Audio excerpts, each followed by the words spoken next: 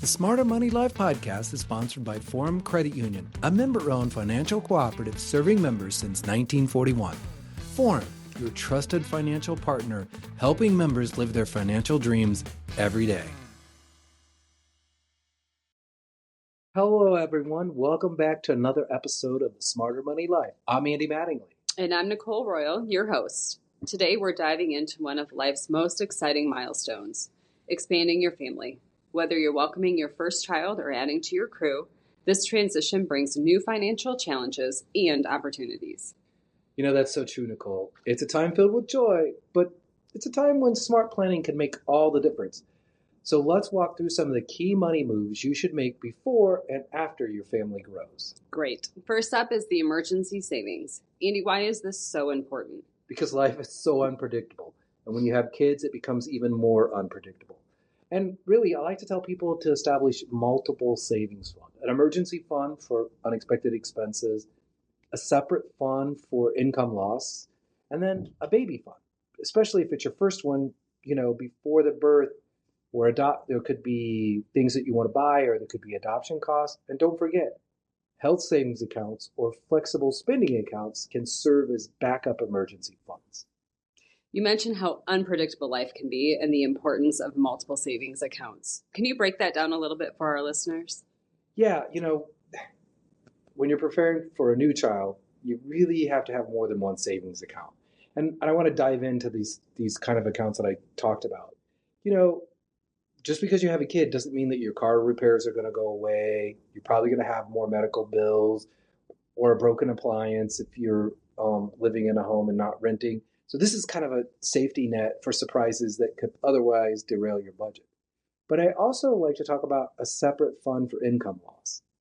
You never know with children when you have your first one or second one or whatever, you might have to take an extended leave or there's a sudden job change. So this kind of helps you cover some of your essential expenses while your income is reduced. And then, like I talked about, is this baby fund.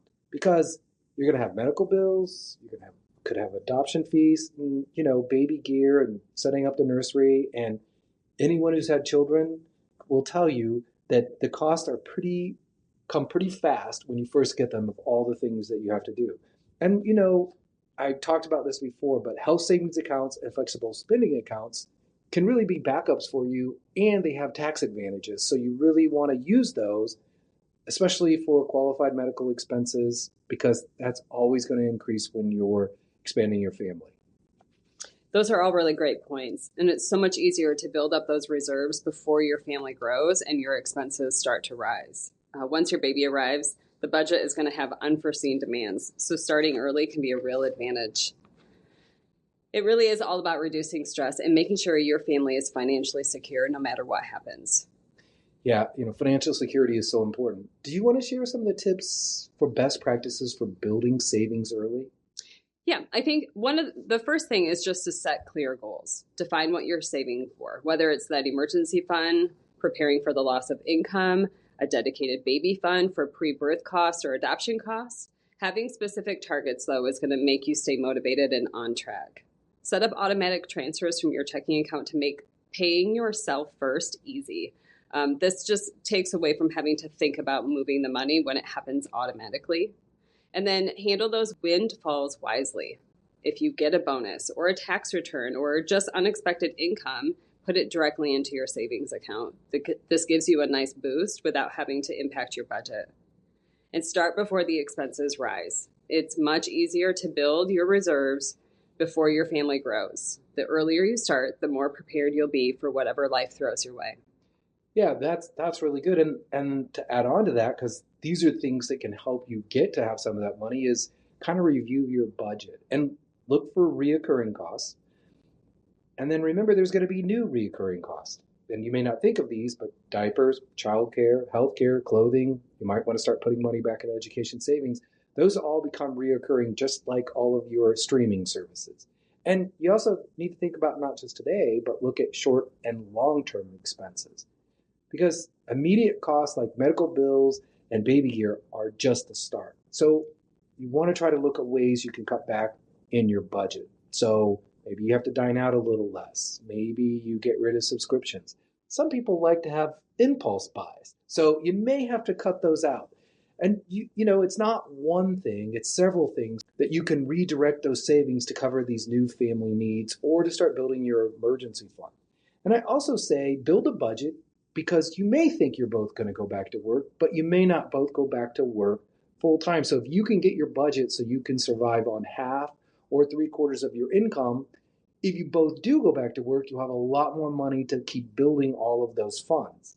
And then, you really have to prioritize the essential expenses, which are going to be your housing, food, healthcare, and childcare. And then you've got to delay or minimize discretionary spending.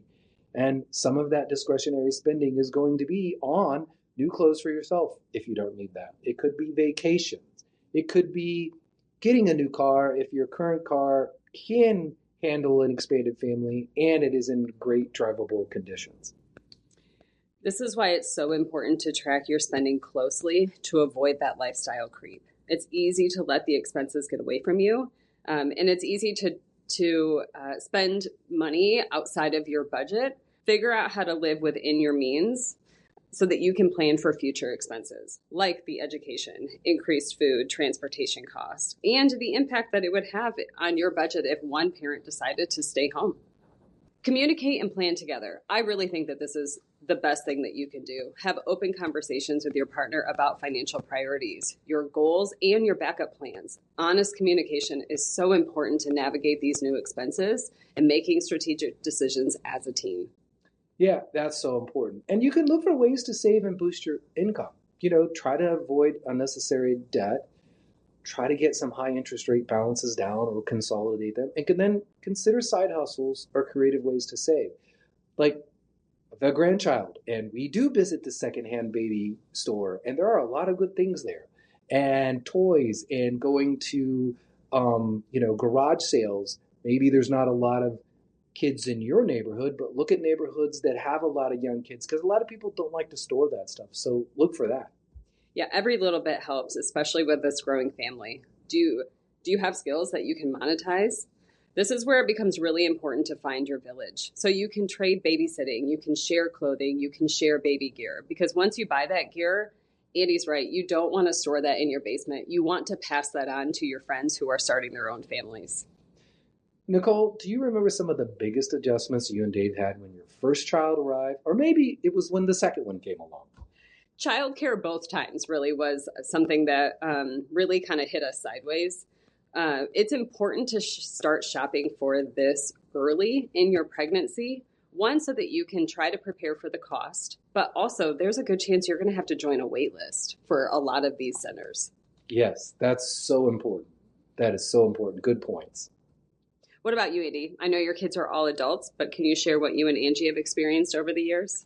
Yeah, I think one of the things is that sometimes you think that having the first child is the big, financial strain, but it's really, and we have three, each one adds a little bit more to it. And as you know, even with two, and the expenses change over time and you think it's going to get less because, you don't need as many clothes, but kids grow almost until they're 18 and, and there's just different things that they need. So it's one of those things is that even when you get out of childcare, there's just other expenses that come up that start sucking into that money.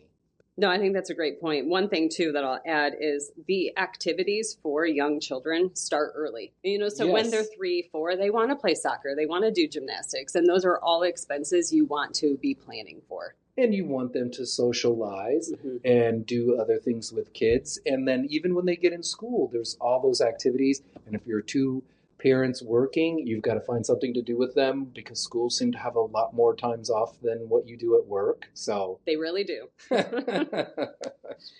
right, let's answer some questions we get from the listeners about preparing financially for a new child. Sounds great. Let's get to it.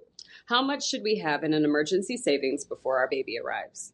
Now, that's a good question. Now, ideally, we've talked about having these multiple savings funds. But, if you're thinking about the emergency fund, I like to say 3 to 6 months, if you can get there. You talked a little bit about this, but for the baby fund or pre-birth or for a pre-birth and adoption cost, think about what you want to spend and then, start getting to there. I think it's just easier if you build these reserves before your family grows, because once your family gets there, there's just a bunch of expenses you didn't plan for. What are some new expenses we should expect?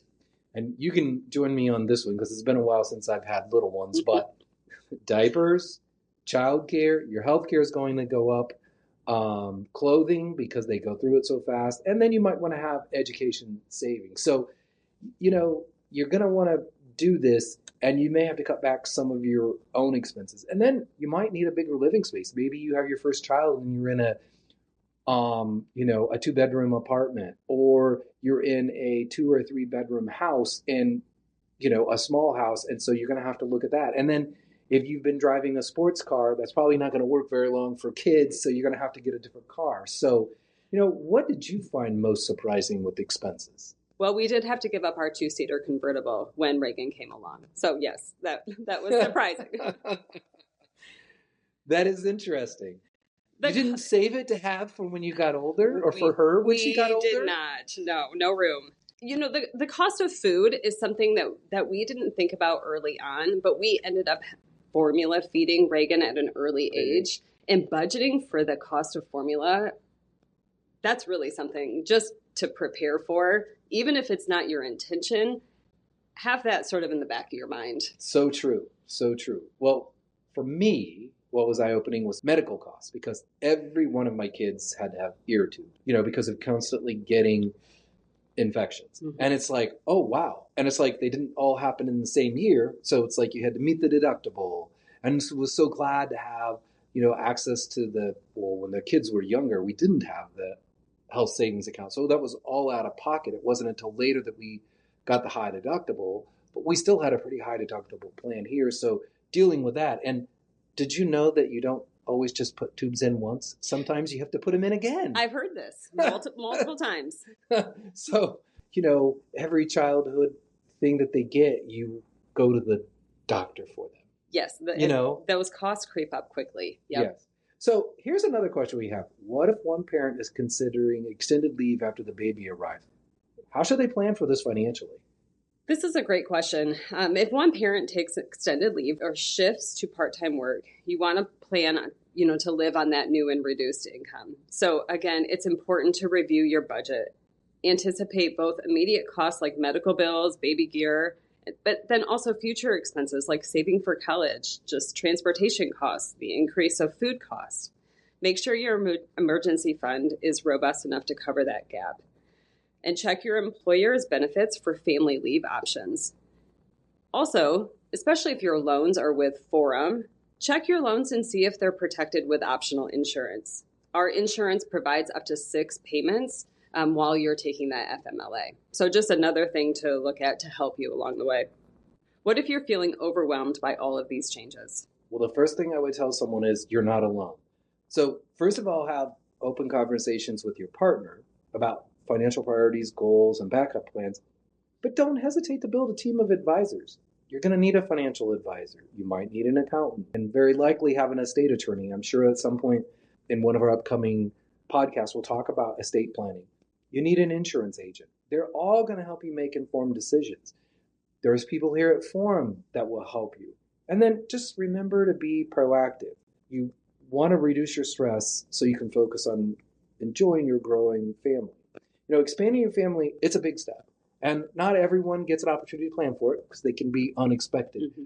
But you do have a few months before the baby arrives. So you can get some planning done. And that's where you've got to talk to your employer, you got to talk to your lenders, and all of these things. But just talk to people. Now, I said it, you get to enjoy your family. I mean, you would say that your family gives you joy most of the time, right? Most of the time.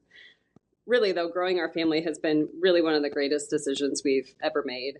But I think one thing that has been key for us is that we've done it together. We planned together financially, and we just continue to have those conversations about our budget and make those changes that we need to together.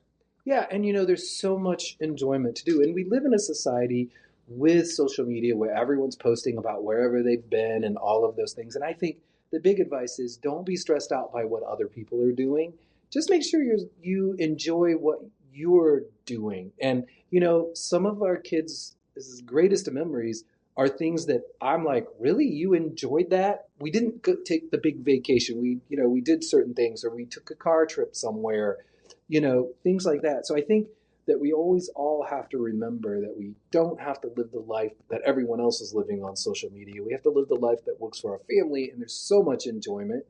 And as your kids get older, you're still going to want to help them out. Even when they've graduated from college, you're still going to want to help them out because you enjoy that time with them and spending time. So I think that is what I would tell everyone, is that your family does bring you time, and don't let money be a reason that you don't have enjoyment with them. Yeah, I think that's such a great point. And I think all new parents will realize that quickly, that the joy that they get out of parenting comes from just spending that time together as a family. Yes, and then eventually they have kids and you get joy as a grandparent, which is a completely different joy.